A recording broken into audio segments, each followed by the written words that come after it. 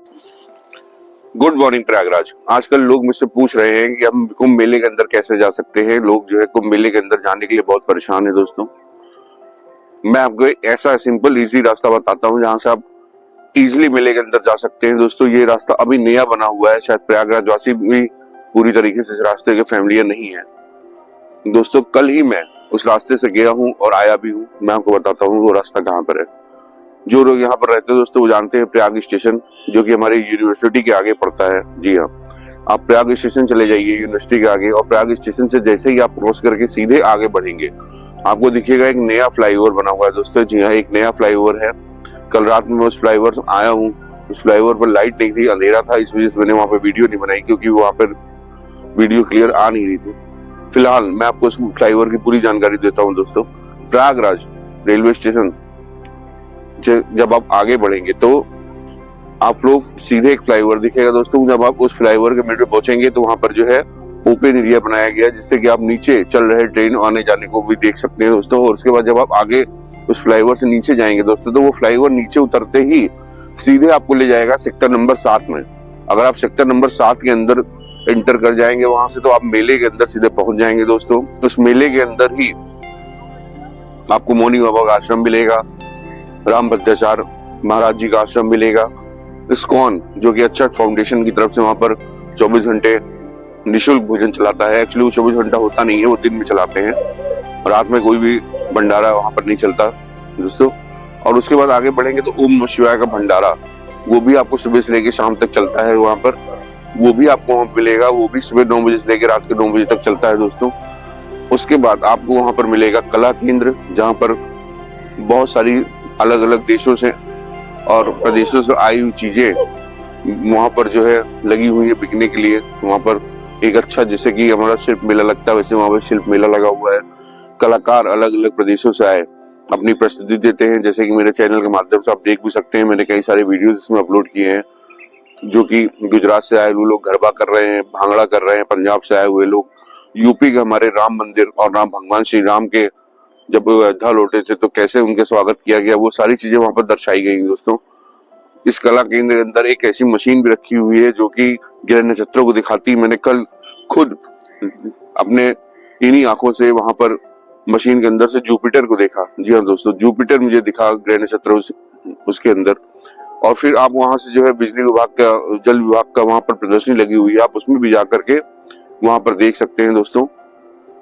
तो ये जब आप मेला में सेक्टर नंबर 7 में एंटर कर जाएंगे दोस्तों, तो आप उस वहीं से मेला समझ लीजिए स्टार्ट होता है। आप 7 में जाइए, 6 में जाइए, उसमें आपको तिरुपति बालाजी का मंदिर भी दिखेगा, आपको हनुमान जी जो बालाजी राजस्थान में है वो भी दिखेंगे। वहां पर मंदिर है उनकी, वहां पर टेंट बनाया गया है, एक शिविर उनका बनाया गया है पूरा। बिल्कुल जो मैं आपको बता रहा हूँ दोस्तों, ये ऐसा है कि आपको रियल लगेगा। जब आप वहां जाएंगे तो आपको लगेगा कि रियल बालाजी महाराज है और रियल हनुमान जी महाराज के बालाजी का ये मंदिर है।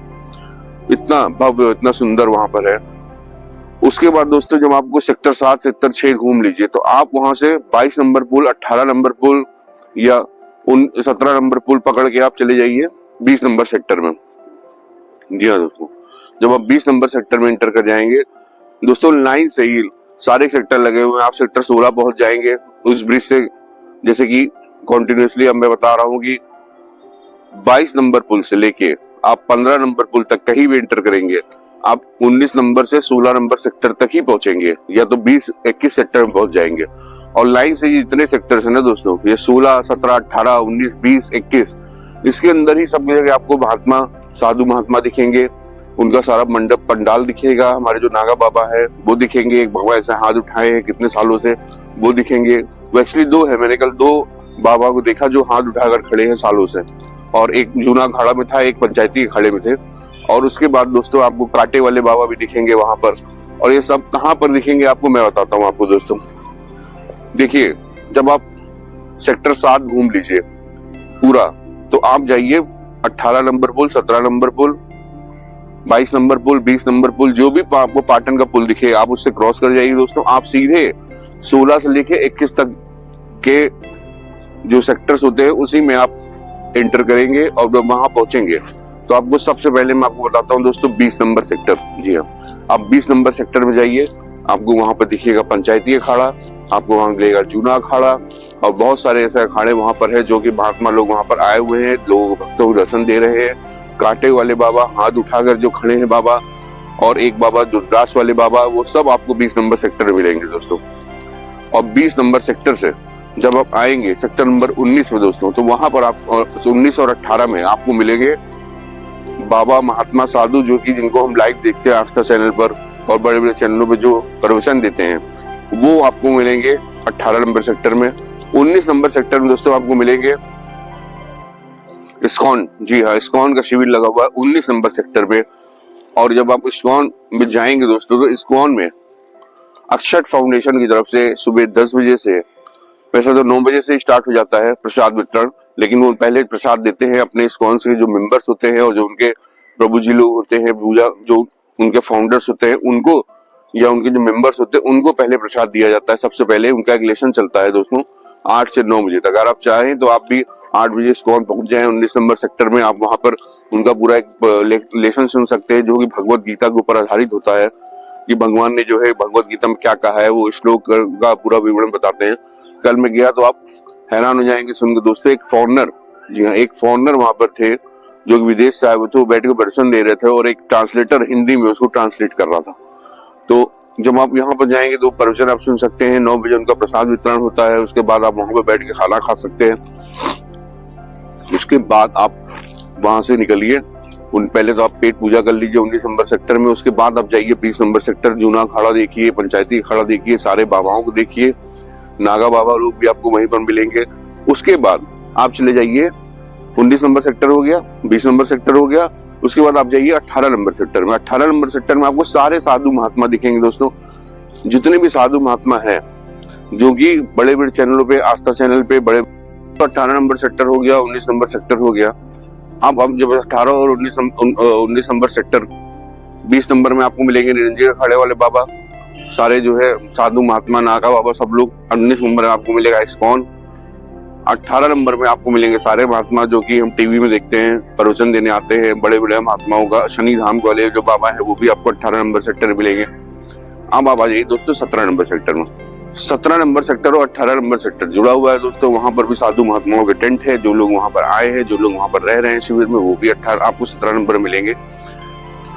जब आप 17 नंबर क्रॉस करके 16 नंबर पे जाएंगे दोस्तों, तो वहां पर आपको मिलेगा विश्व प्रसिद्ध, जो हमारा इस समय बहुत ज्यादा वायरल हो रहा है, तेजी से चल रहा है, किन्नर अखाड़ा। जी हाँ, किन्नर अखाड़ा मुझसे बहुत लोग पूछ चुके हैं। किन्नर अखाड़ा आपको पड़ेगा 16 नंबर सेक्टर में। सर, किन्नर अखाड़े के लिए मैंने एक शॉर्ट्स वीडियो बनाया है कि कैसे आप कौन किस रोड से किन्नर अखाड़े की तरफ जा सकते हैं, और किन्नर अखाड़ा जब आप जाएंगे तो आप वहां से कैसे लौटेंगे, इसको भी मैंने पूरा कंप्लीट वीडियो बनाया है दोस्तों। किन्नर अखाड़े की पॉइंट है जो कि खड़ा हुआ टावर है चौराहे पर, वहीं से आपको जो है राइट टर्न कर लेके किन्नर अखाड़ा जाना है दोस्तों। तो जब आप किन्नर अखाड़ा जाएंगे दोस्तों, तो वहां से आप देख पाएंगे। कल मैंने एक नई चीज डिस्कवर की दोस्तों। मैं जब मेले से आ रहा था तो मेले सारे पाटन के पुल बंद थे। मैं 22 नंबर पाटन के पुल से वापस आया, और जब मैं 22 नंबर 22 नंबर पुल से वापस आया दोस्तों, तो मैंने आगे जाकर देखा 9 नंबर सेक्टर में मैं निकला, और 9 नंबर सेक्टर में 1.25 करोड़ शिवलिंग बन रही है। जी हाँ दोस्तों, जो लोग नहीं जानते कि 1.25 करोड़ शिवलिंग कहाँ बन रही है, उनको मैं बता रहा हूँ। वो शिवलिंग बनती है, 1.25 करोड़ शिवलिंग बन रही है सेक्टर नंबर 9 में दोस्तों। जब वो 1.25 करोड़ शिवलिंग सेक्टर नंबर 9 में जो लोग जा रहे हैं, बना रहे हैं, वो 30 जनवरी तक बनाएंगे दोस्तों। 30 जनवरी के बाद वो सेक्टर वो बंद हो जाएगा बनना। लोग जा रहे हैं, लोग रोज के रोज जो है उसको शिवलिंग बनाते हैं और उसके बाद उसको विसर्जन कर रहे हैं। उन्होंने मुझे बताया कि जो गोली काटी जाती है, जो भक्त वहां पे गोली काटते हैं मिट्टी की, वो खुद उसे काउंट करते हैं, जाकर महाराज जी को बताते हैं, उसके द्वारा वो काउंटिंग की जाती है कि कितनी गोलियां बन चुकी हैं और कितने इसमें बनने बाकी हैं। जब आप 9 नंबर सेक्टर से आएंगे तो आगे एक आपको आश्रम मिलेगा बड़ा सा, बहुत ही बड़ा प्रदर्शनी लगा हुआ है। कल वहां पे रवि किशन जी भी आए थे, उसको आप देखिए दोस्तों। उसके बाद आप आ जाइए सेक्टर नंबर 8 में, आपको मिलेंगे बालाजी का मंदिर, बालाजी हनुमान जी वाला मंदिर। उसके बाद आप आइए सेक्टर 7 में। सेक्टर 7 की पूरी जानकारी मैं आपको पहले ही दे चुका हूँ दोस्तों। अब आते हैं सेक्टर नंबर 21, 22 से लेके 26 तक, 25, 26 तक, जो कि पड़ता है दोस्तों अरेल डीपीएस में पड़ता है। अरेल से लेके डीपीएस यानी कि दिल्ली पब्लिक स्कूल के आगे तक ये जाता है। अगर आपको टेंट सिटी देखना है, आपको ड्रोन सिटी देखना है, तो आप सीधे अरेल घाट का रास्ता पकड़ लीजिए दोस्तों। अरेल घाट का रास्ता या तो पुराने पुल से आप नीचे से चले जाइए, या तो नया जो यमुना ब्रिज है उसको क्रॉस करके आप अरेल की तरफ चले जाइए। सीधे नीचे से वो रास्ता गया है दोस्तों। वहीं पर आपको सबसे पहले आपको दिखेगा शिवालय पार्क, फिर आपको दिखेगा पुष्पक वाला जो मंदिर है, वहां पर एक भव्य राम मंदिर कई सालों से बन रहा है, अभी उसका काम चल ही रहा है दोस्तों, वो आपको दिखेगा। दूसरी साइड आपको दिखेंगे सारे डिपार्टमेंट्स के, यानी कि समझ लीजिए कि high court, AG office, police, जितने भी विभाग के हैं वहां पर उसे टेंट लगे हुए दोस्तों। जो आप बीच रोड से जाएंगे आपको लेफ्ट साइड में सारे टेंट दिखेंगे, सारे जो बड़े बड़े गवर्नमेंट के ऑफिसर्स हैं उनके सारे टेंट लगे हुए हैं। और राइट साइड में आपको दिखेगा शिवालय पार्क, पुष्पक वाला मंदिर, राम मंदिर, उसके बाद आपको दिखेगा टेंट सिटी। जी हाँ, तंबू का जो बांस की सिटी बनाई जा रही है वो भी वहीं पर है, टेंट सिटी वहीं पर है। उसके बाद आप आगे आएंगे डीपीएस कॉलेज पड़ेगा, डीपीएस कॉलेज के आगे आप जाएंगे तो आपको टेंट सिटी मिलेगी दोस्तों। उस टेंट सिटी में जब आप जाएंगे तो टेंट सिटी में आप एंटर करते ही आपको आगे जाकर लेफ्ट लेना है। लेफ्ट लेते ही आपको दिखेगी ड्रोन सिटी। जी हाँ दोस्तों, ड्रोन सिटी आपको दिखेगी। और जब ड्रोन सिटी आपको दिख जाए दोस्तों तो समझ लीजिए कि वही सेक्टर 25 है, उसके आगे कोई मेला नहीं है दोस्तों। उसके बाद आपको गाड़ी मोड़ के वापस आनी है। अगर आप घूमना चाहें तो मेला है, मतलब टेंट में लोग रह रहे हैं, लेकिन देखने लायक आपको कुछ नहीं मिलेगा। 18 नंबर सेक्टर में आपको मिलेगी माँ की रसोई, 19 नंबर सेक्टर में आपको मिलेगा इस्कॉन। और जब आप अरेल घाट से आगे बढ़ेंगे दोस्तों तो यकीन मानिए आपको जन्नत का नजारा अरेल घाट से मिलेगा। ऐसा लगेगा कि अरेल घाट बदल चुका है। प्रयागराज वासी तो जानते हैं कैसा था अरेल घाट और कैसा हो गया।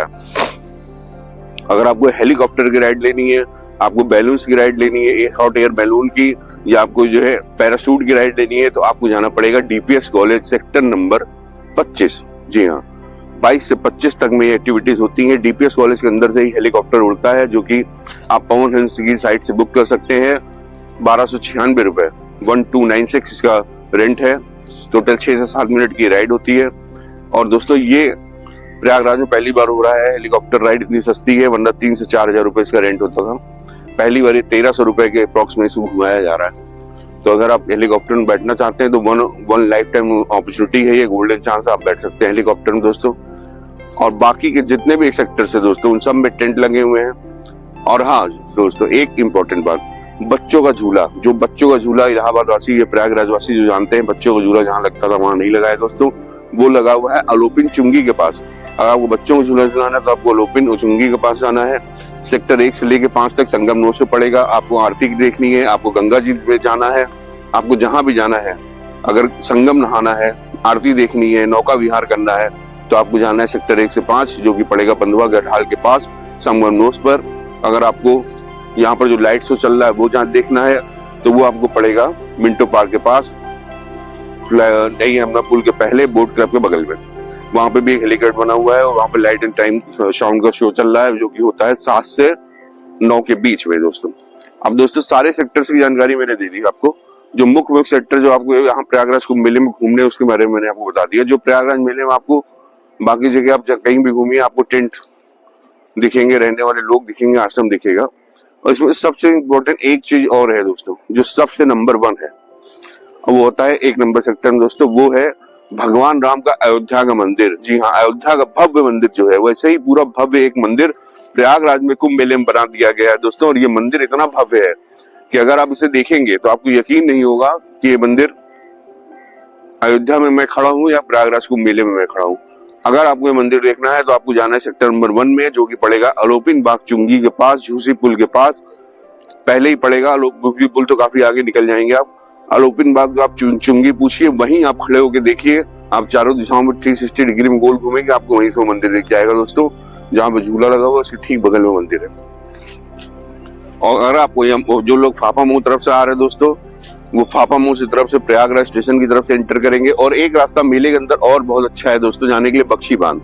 अगर आप बख्शी बांध जानते हैं दोस्तों, बालसन चौराहे से आप सीधे चले जाइए, फ्लाईओवर नया बना हुआ उसको चढ़ जाइए, वो सीधे बख्शी बांध में ले जाएगा। आप वहां पर जाकर निकलेंगे सेक्टर नंबर 6 में दोस्तों। जी हाँ, तो ये सेक्टर 6, 7, 8 सब आपस में जुड़े हुए हैं दोस्तों। बहुत ही अच्छा ये मैंने आपको एंट्री पॉइंट बताइए। अगर आप सीधे संगम नगरी बंधुआ जो हमारा एक बेसिक मार्ग था, हमेशा प्रयागराज वासी उधर से जाते हैं, उधर से ना जाइए दोस्तों, क्योंकि उधर से सारी पब्लिक आ रही है और काली सड़क से सारी पब्लिक लौट रही है, आप फंस जाएंगे। और कल 25 जनवरी था, आज 26 जनवरी की सुबह है दोस्तों। आप यकीन करिए, अगर आप आज इधर से जाएंगे आपको कोई भी गाड़ी नहीं जाने दी जाएगी दोस्तों, क्योंकि मैं कल सुबह 8 बजे खुद यहाँ से 13 नंबर पुल से मैं दारागंज से गया हूँ। 13 नंबर पुल से मैं सीधे निकला हूँ 19 नंबर सेक्टर 101 में।